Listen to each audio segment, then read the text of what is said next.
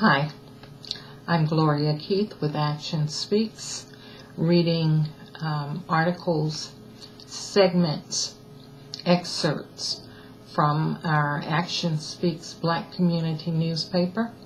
And these papers that I'm reading from comes from one of the most promising years of creating and developing a community that is conducive to our children's excellence education.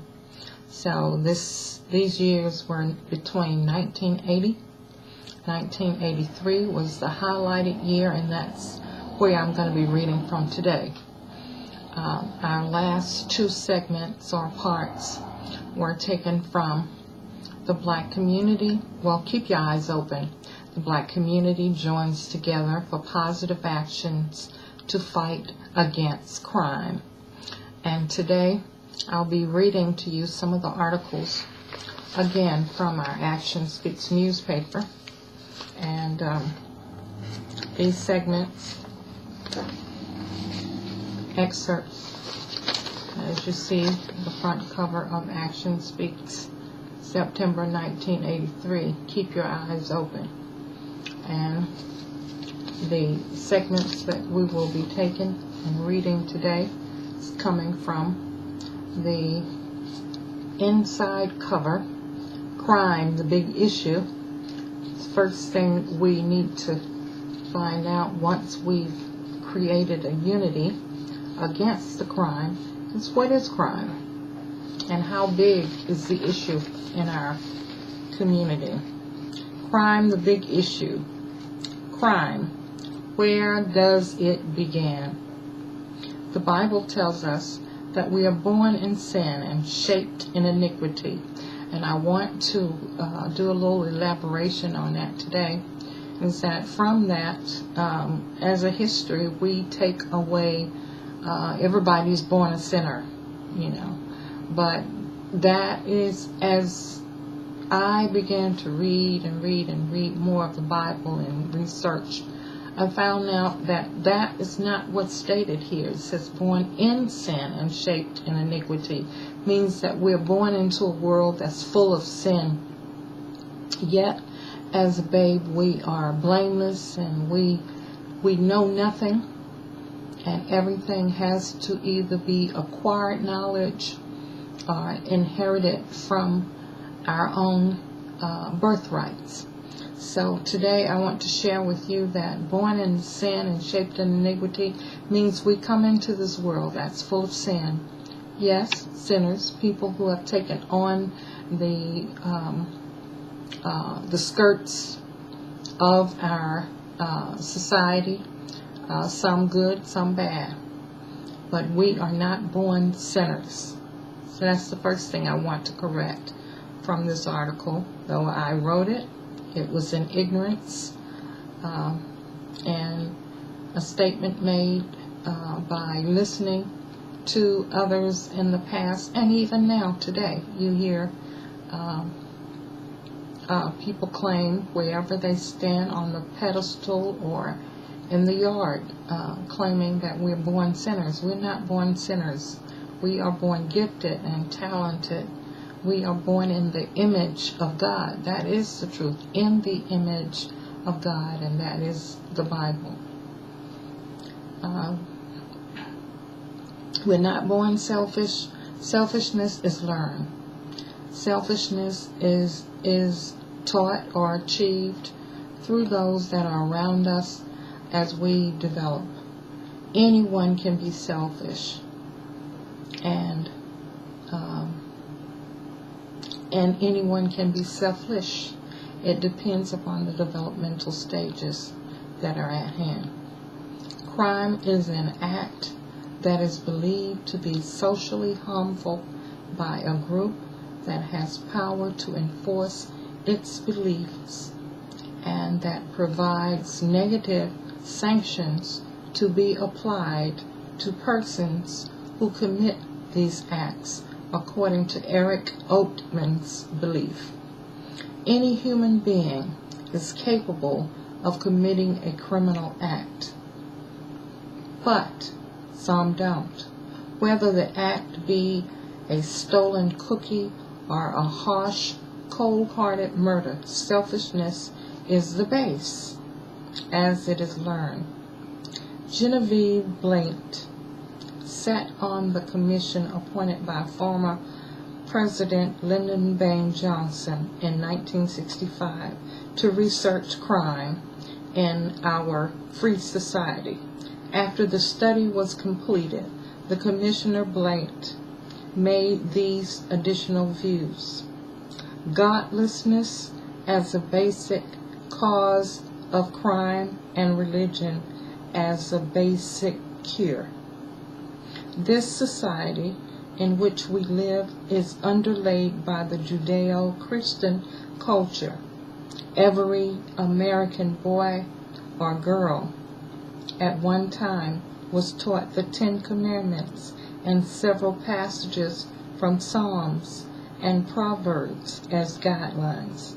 I remember my teacher, Mr. Thomas Bowers, in 5th grade, teaching us the first Psalm, which begins, "Blessed is the man, male or female, that walketh not in the counsel of the ungodly, nor standeth in the way of sinners, nor sitteth in the seat of the scornful.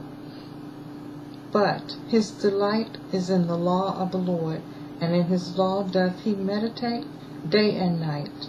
And he shall be like a tree planted by the rivers of water, that bringeth forth his fruit in his season. His leaf also shall not wither, and whatsoever he doeth shall prosper."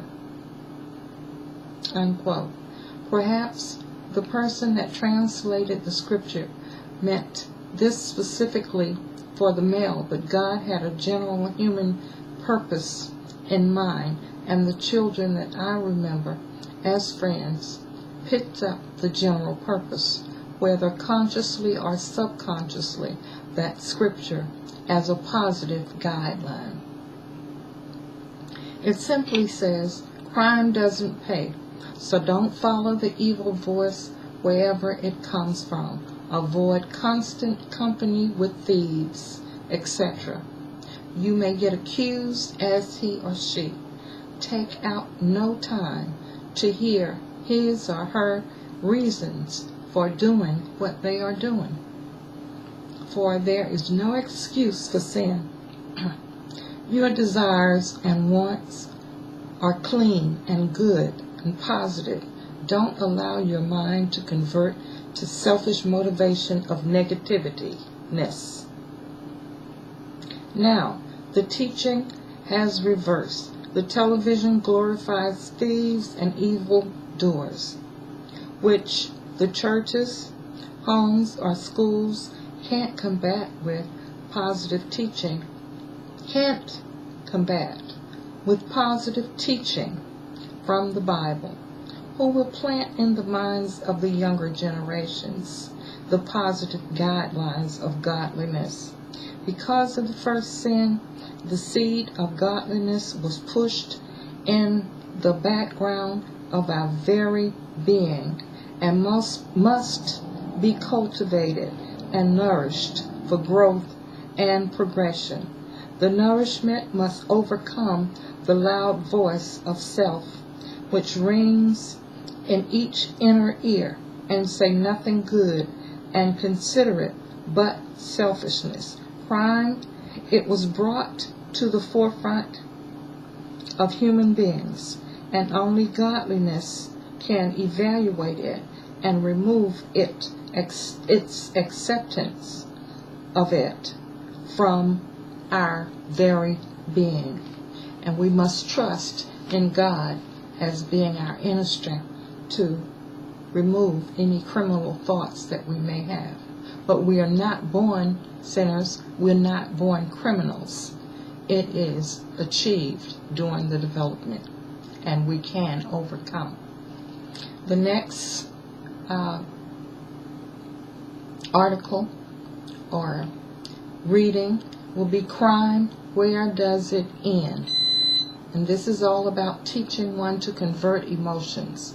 We will read that to you.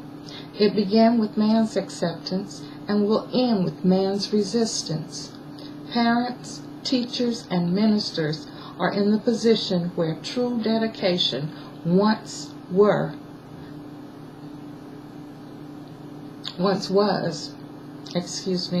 the primary sources of social crime prevention. What has happened to the dedication of the persons that seek and become parents, teachers, and ministers in these representatives' positions? Everybody needs some time for him or herself. These children today are so hard-hearted or hard-headed. They won't listen to anyone, said a parent. The children come into class with such bad attitudes, and if you say anything to them, you may end up fighting them, remarked one teacher. The parents don't call on the ministers anymore for counseling, said one pastor. When a child can cause such tremendous amount of fear in adults who supposedly qualify as parents, teachers, and ministers, then it is time to stop and rejuvenate our sources one way or another. First, society must seek to prevent crime from before it happens by assuring all Americans a stake in the benefits and the responsibilities of American life, by strengthening law enforcement and by reducing criminal opportunities. Crime prevention starts in the home, church, and school. Quote, "My people perish due to a lack of knowledge." Scriptural, unquote. Knowledge is the key to solving all problems of ignorance. A person in any social position of leadership should not expect a continuous following when he or she fails to offer knowledge. Whether one accepts the knowledge offered by the teacher or not, his or her job as a teacher, preacher, or parent is to offer the knowledge to him or her in love, not by emotional or selfish force. Crime is a selfish act stimulated by our emotions. The very basic answer to preventing more crimes is teaching people to convert their emotions into positive actions. Due to traditional belief passed from generation to generation of blacks being inferior to whites, which is discriminatory, women inferior to men, same discriminatory, children being inferior to adults, has caused tremendous pressures upon groups and individuals. Emotions are easily raised, yet they are not so easy to control. Where do we start? It is not impossible for a 35-year-old adult to convert the energies from negative to positive actions, but this conversion must take place before the third stage at any age. The process is a lot easier for a young child between the ages of 2 and 12, and also more beneficial to him or her and the society. Thank you very much. This has been part 3 of The Black Community Joins Together for Positive Actions to Fight Against Crime. Thank you so much for listening. Look forward to part 4. God bless you. Action Speaks. Gloria J.